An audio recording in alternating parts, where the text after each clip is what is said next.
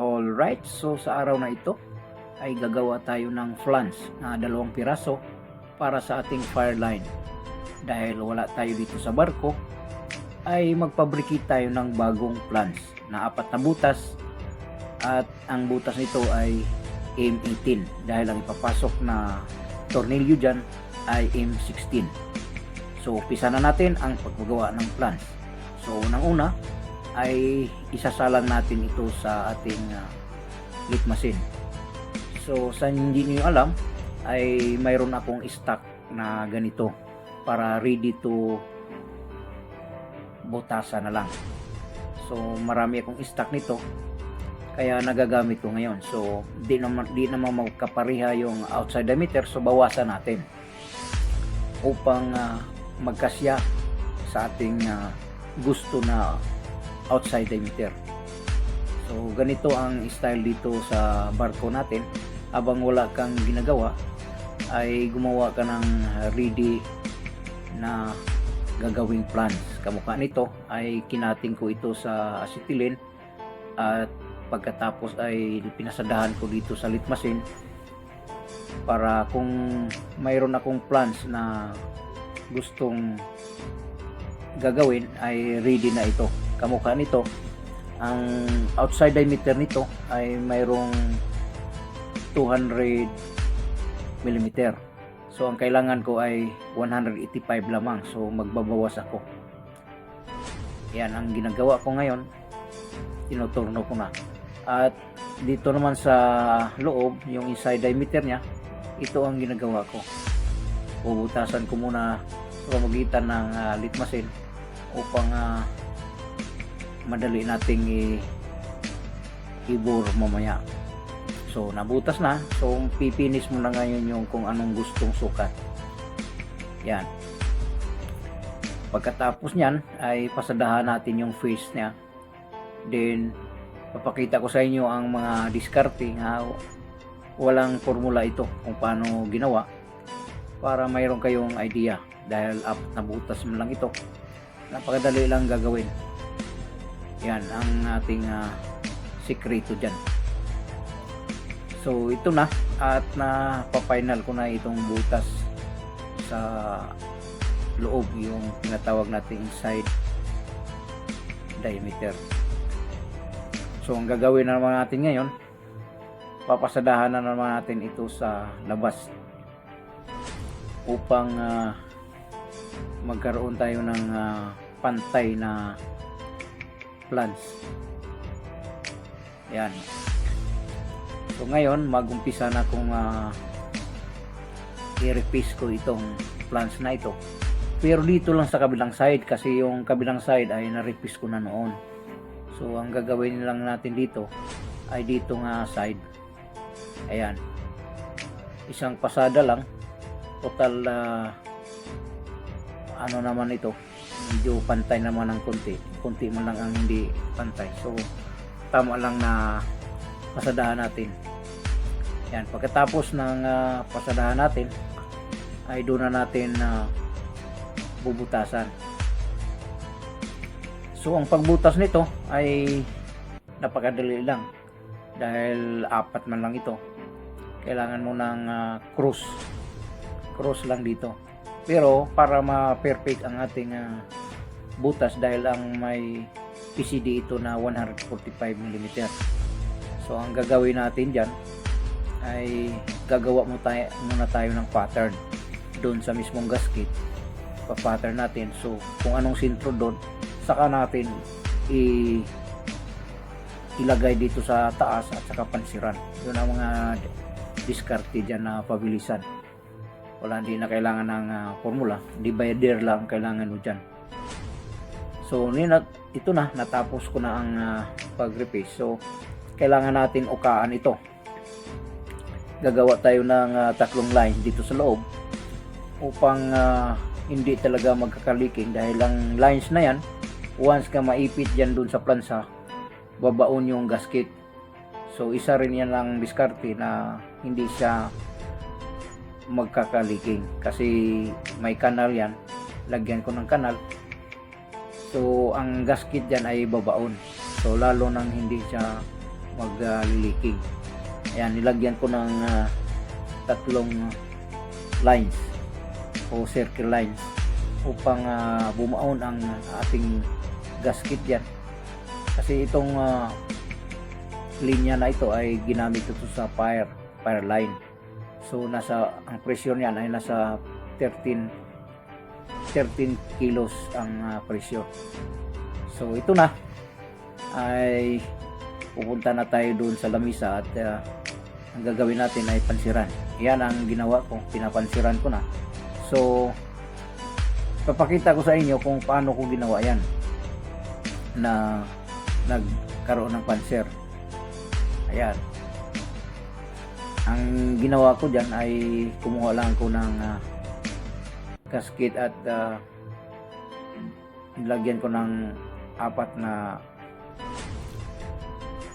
marka na katulad nun sa sinasabi ko. Ang PCD ay 145.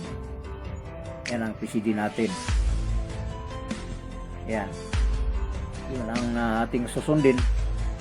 So kahit isukat natin yung pinansira natin ay 145 ito. Nag-umpisa ako dito sa 10 at nagtapos doon sa 145. Yan ang mga pagdiskarte. Ganun din dito sa kabila, 145 din ito. So ipapakita ko sa inyo kung anong ginamit ko dyan. Ay i-reveal natin kung anong ginamit ko para naman ay ma-copy paste nyo. So ito na yung ginawa ko. Ito yung ginawa kong gasket. Mayroon kong 4 na butas dyan. So ang ginawa ko dyan ay via divider ang ginamit ko. Yun. Pagkatapos na ilagay sa taas, pansiran dito lahat. Pero bagong pansiran yan, iipit mo na ng vice grip para hindi siya mag-move. Yan ang diskarte sa 4 na butas. Pero kung mga 8 butas na yan ay hindi na maganda ang ganon kasi gagalaw na yun eh. So kahit ano pang ipit mo dyan, magkaroon talaga ng problema. So maganda yung talagang sa actual. So ang diskarte ko dito, unang-una butasan mo ng maliit na barina o maliit na drill, nasa mga 6mm. Then ang susunod ay 8. Tapos susunod naman ay 12. Itong binutas ko ngayon ay 12mm na ito, pangatlong butas ko na to. Pagkatapos ng 12 dito ay bubutasan ko na siya ng 18mm. Kasi kung diretso mo yan sa 18 from 6mm to 18 ay magkaroon ka ng problema, maaaring ihampas ka dyan kasi malaki na yung kain niya. So dapat ang pagbutas ng flange ay gradually lang, dandahan lang siya. Unang-una 6mm, pagkatapos 8mm, then 12mm, then saka pa yung final. Kamukha nito, ang ginamit ko ay 12. So pagkatapos niyan ay 18mm na barina. So pag 18mm na barina na ang gagamitin nyo, ay kailangan mong ipitin ito dito sa gato sa drill machine. May gato dyan, iipitin mo kasi mahirap na hindi mo ipitin. Hawakan mo lang ng vice grip. Kamukha ng ginawa ko, hinawakan ko lang sa vice grip yan dahil 12mm lang to, kaya mong pigilan. Pero pag 18mm na ang barina mo dyan, ay kailangan mo nang iipitin to sa gato. So ang diskarte dyan, dahil di naman magkasya sa gato yan, napapansin mo yung butas na yan na binutas ko ng 12mm, dyan mo ilagay yung bolt na 12mm na bolt. So yung 12mm na bolt, yun ang ipitin mo doon sa gato. Hindi nagagalaw yan, hindi na siya gagalaw. Ipitin mo ng gusto para, pero mayroon ka pa rin vice grip doon. So tandaan mo yan, pag nagbarina ka, yung isang paa mo ay nakapatong doon sa may emergency stop. Once nga magkaroon ng problema, apakan mo lang yun.